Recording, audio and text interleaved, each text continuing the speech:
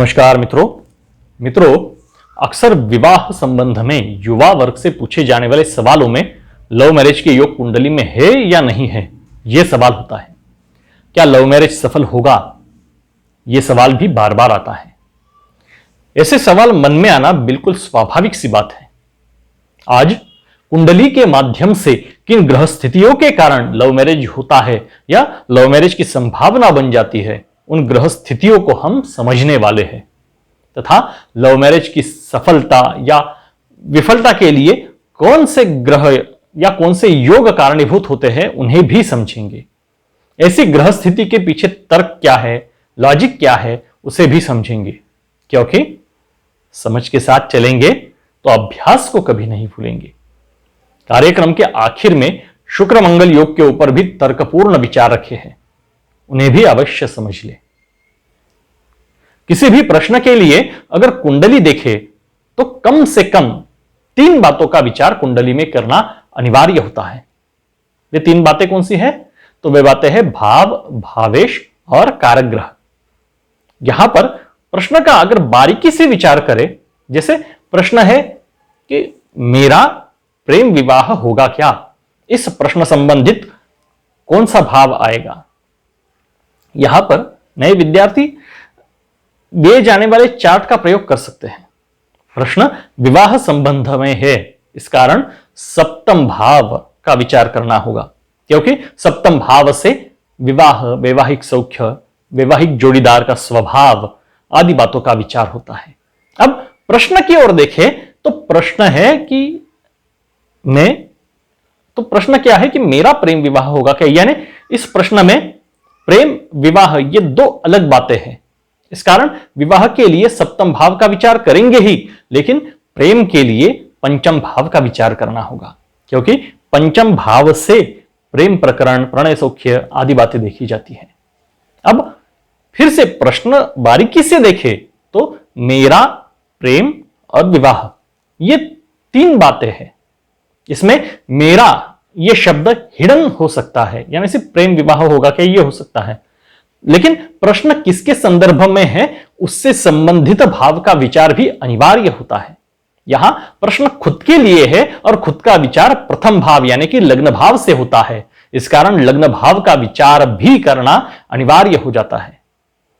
अच्छे ज्योतिषी को बुद्धिमत्ता से तेज होना जरूरी होता है, क्योंकि यहां पर बहुत सारी बातों का एकत्रित विचार करना होता है। वैसे यह कोई मुश्किल काम भी नहीं है, सतत के अभ्यास से यह आ जाता है। मुख्य विषय की ओर चलते हैं। प्रश्न है मेरा प्रेम विवाह होगा क्या। हमने देखा ही है कि प्रश्न में मैं, प्रेम और विवाह ये 3 अलग अलग बातें हैं और इस कारण हमें 3 अलग अलग भावों का विचार करना होगा।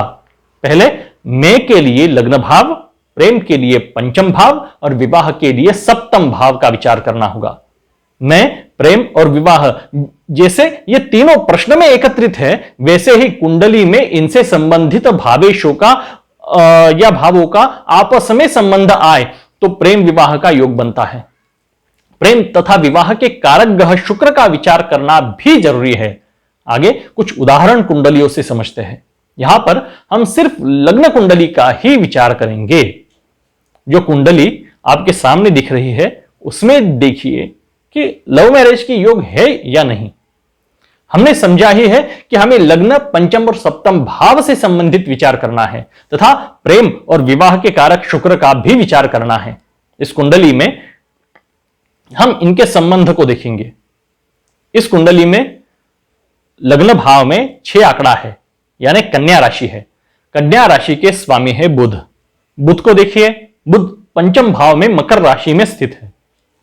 अब पंचम भाव को देखिए, पंचम भाव में मकर राशि है, मकर राशि के स्वामी है शनि।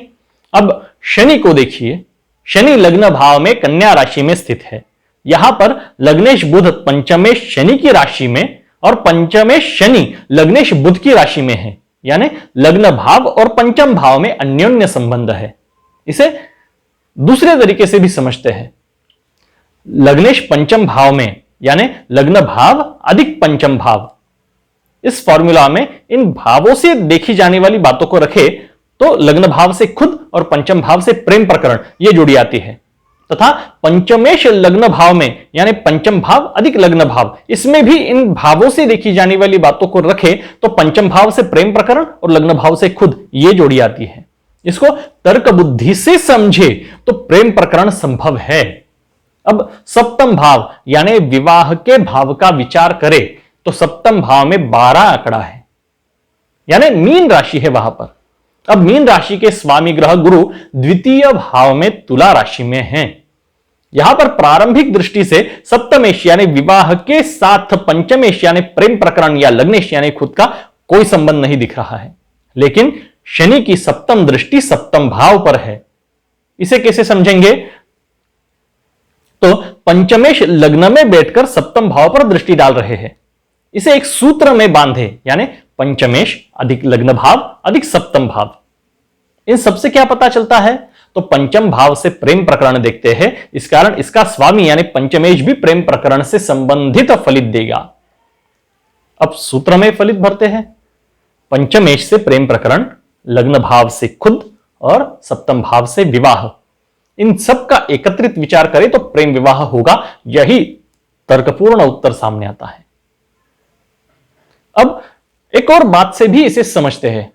पंचम भाव में लग्नेश बुध शुक्र के साथ है, इस बात को भी सूत्र में बांधते हैं, यानी लग्नेश अधिक पंचम भाव अधिक शुक्र।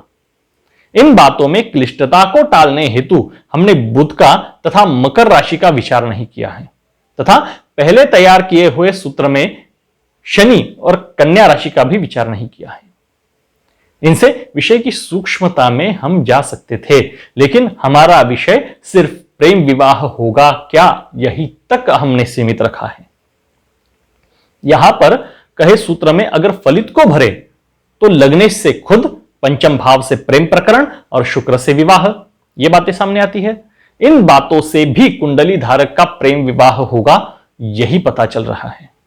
तथा और एक बात है, कुंडली में राहु बुध की राशि में है।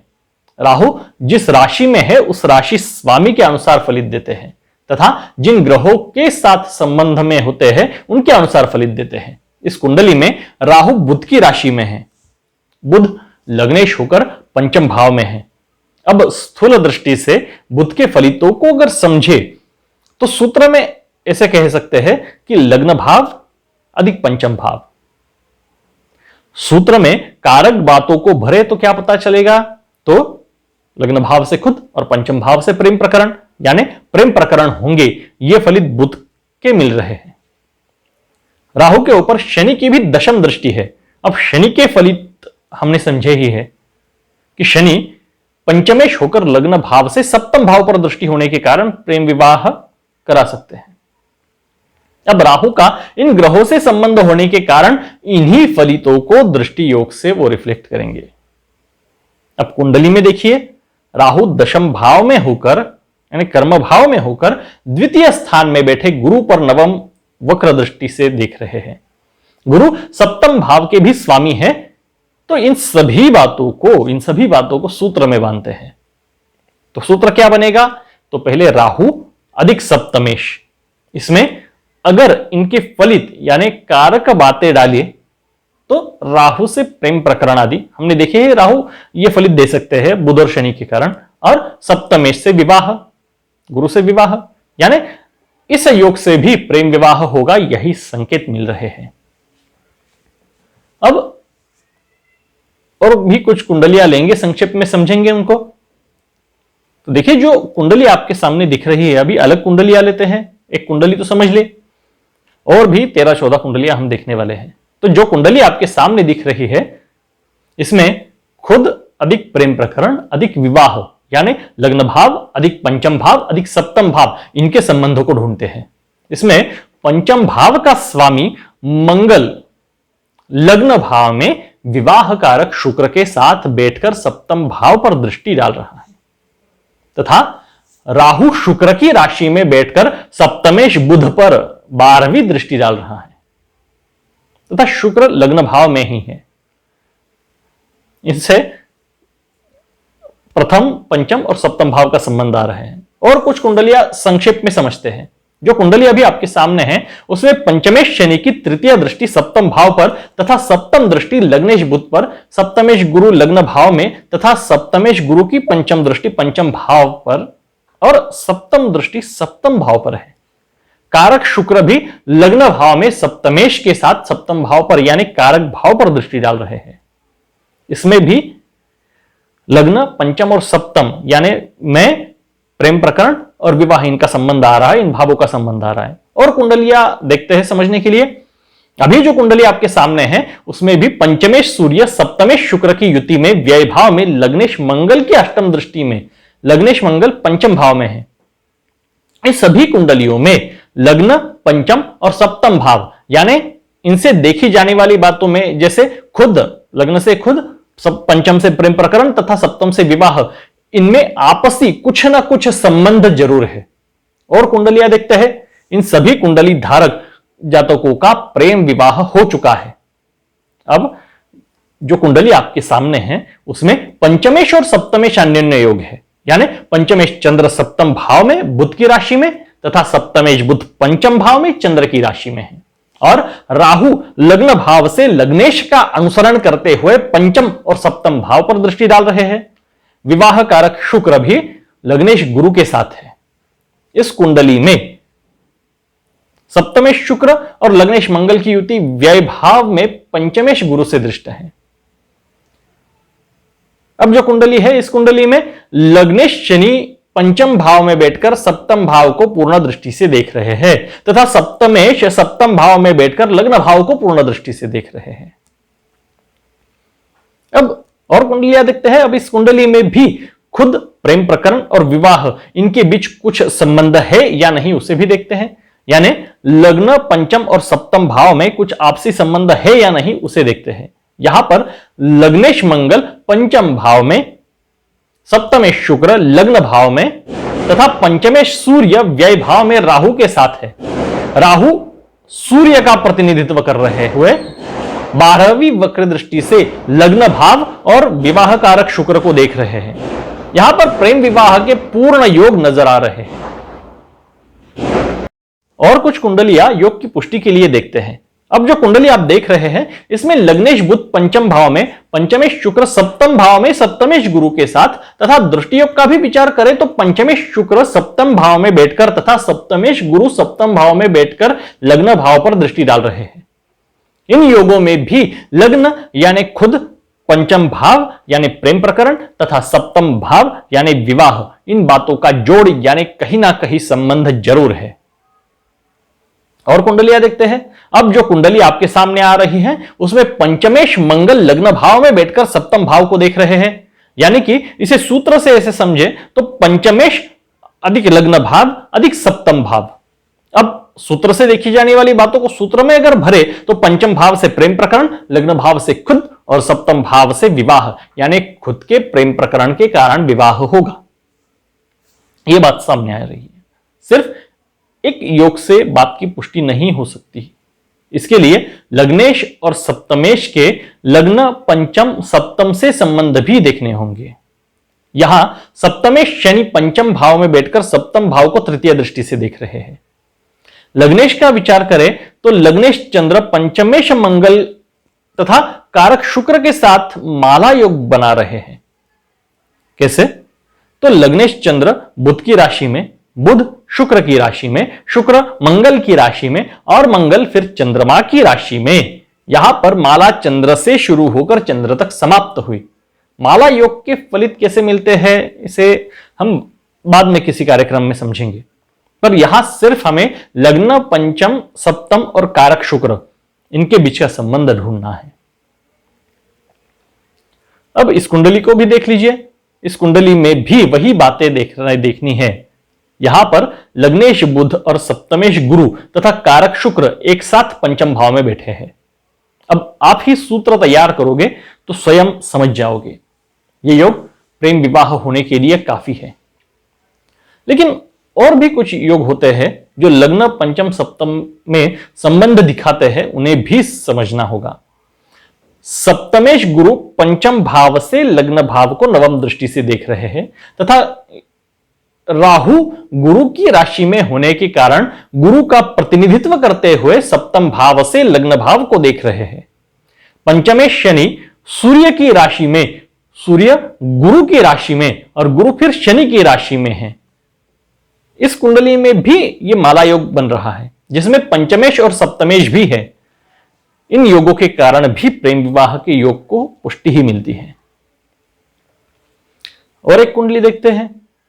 अब इस कुंडली में लग्नेश मंगल सप्तमेश और कारक शुक्र के साथ बैठे हैं और पंचमेश गुरु उनसे सातवें भाव में, यानी कि लग्नेश सप्तमेश एक साथ बैठकर पंचमेश को पूर्ण दृष्टि से देख रहे हैं और पंचमेश भी लग्नेश सप्तमेश तथा कारक शुक्र को देख रहे हैं। इस कुंडली में भी हमें लग्न, पंचम और सप्तम भाव का संबंध दिख रहा है।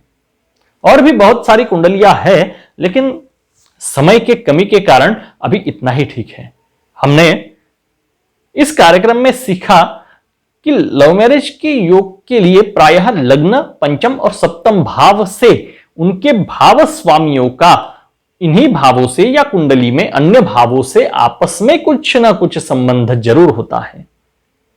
कुछ कुंडलियां ऐसी भी देखी है जिनमें इनमें से सिर्फ दो भाव और कारक शुक्र का आपस में कुछ संबंध है।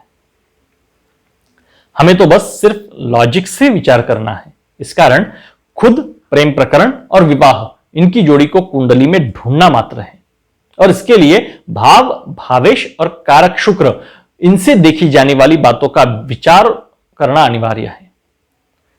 हम विषय समझ ही चुके हैं। कुछ लोग भावात भावम इस सूत्र को आधार लेकर पंचम से पंचम यानी नवम भाव को भी इस प्रश्न के लिए विचार में लेते हैं तथा सप्तम से पंचम यानी कुंडली का लाभ भाव यानी सप्तम भाव से वैवाहिक जोड़ीदार और वहां से पंचम भाव यानी वैवाहिक जोड़ीदार के प्रेम प्रकरणों का भाव और वहां से फिर भावात भावम सूत्र के अनुसार पंचम यानी लग्न का तृतीय भाव, इनका भी विचार करते हैं। लेकिन मेरे ख्याल से ये सभी यानी नवम, एकादश और तृतीय भाव सेकेंडरी भाव है, दुय्यम भाव है। प्राथमिक दृष्टि से हमें सिर्फ लग्न, पंचम, सप्तम और कारक शुक्र इनको ही विचार में लेना है और यही बातें लॉजिक से भी सिद्ध होती है। एक कुंडली इसे समझने के लिए भी विचार में ले लेते हैं। अब जो वृषभ लग्न की कुंडली आप देख रहे हैं, इसमें पंचमेश बुध और सप्तमेश मंगल की युति पंचम भाव में है। यहां पर सिर्फ प्रेम प्रकरण अधिक विवाह, यही दो बातें आ रही हैं। खुद का यानी लग्न भाव या लग्नेश या कारक शुक्र से पंचम या सप्तम का कोई संबंध नहीं है, फिर भी प्रेम विवाह हुआ। यहां पर ध्यान देने योग्य बात यह है कि लग्न भाव में शुक्र की राशि है, यानी लग्नेश ही शुक्र है। सूत्र अगर बनाए तो लग्न से खुद अधिक शुक्र के कारकत्वों से विवाह, ये बातें आ रही है तथा प्रेम विवाह के योगों की पुष्टि करने के लिए और दुय्यम बातों का यानी सेकेंडरी बातों का भी विचार करना जरूरी है। तो नवमेश शनि, नवमेश यानी नवम स्थान, एकादश स्थान और तृतीय, ये दुय्यम भावों का भी विचार करते हैं। तो नवमेश शनि की विवाह स्थान से लग्न तथा लग्नेश पर दृष्टि है। लाभेश गुरु लाभ भाव से पंचम भाव तथा विवाह भाव पर भी दृष्टि डाल रहे हैं। तृतीय चंद्रमा पंचम भाव में पंचमेश तथा सप्तमेश के साथ है। इन सभी योगों के कारण प्रेम विवाह हुआ। अब इन सभी बातों को अगर आप जैसे बताया है उस तरीके से सूत्र बनाकर एकत्रित करोगे तो बातें खुद ब खुद आपके सामने आ जाएगी। अब शुक्र मंगल योग की ओर भी चलते हैं। तो शुक्र मंगल योग को लेकर समाज में अनेक भ्रांतियां हैं।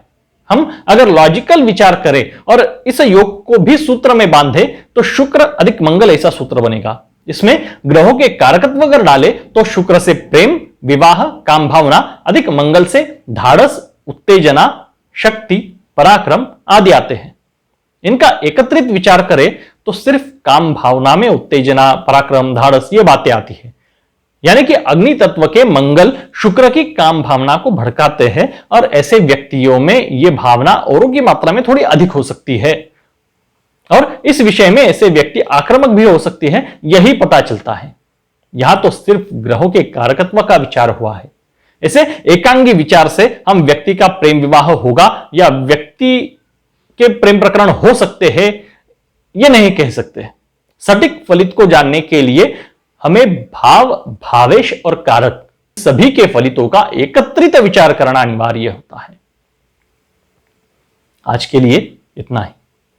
अगर आपको ज्योतिष शास्त्र में रुचि है, अभ्यास करना चाहते हैं, तो दिखाई गई कुंडलियों का आधार बनाकर इनका वैवाहिक सौख्य कैसा होगा या प्रेम विवाह सफल होगा या नहीं, इन प्रश्नों का लॉजिकल सूत्र बनाकर आप योग को ढूंढिए और अपनी नोटबुक में लिखिए।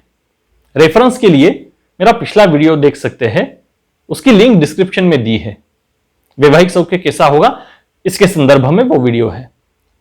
आज के लिए इतना ही, बस जुड़े रहिएगा, ज्ञान पाइएगा। नमस्कार।